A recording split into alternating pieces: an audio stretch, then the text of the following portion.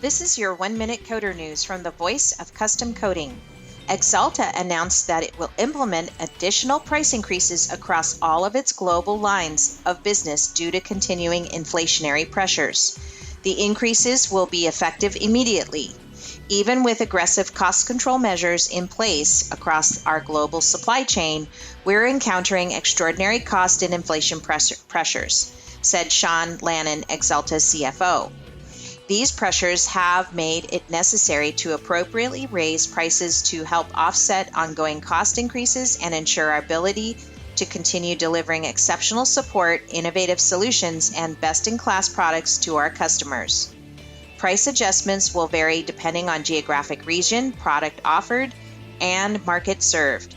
In some cases, increases may be greater where conditions necessitate additional adjustments. And that's been your 1-minute coder news.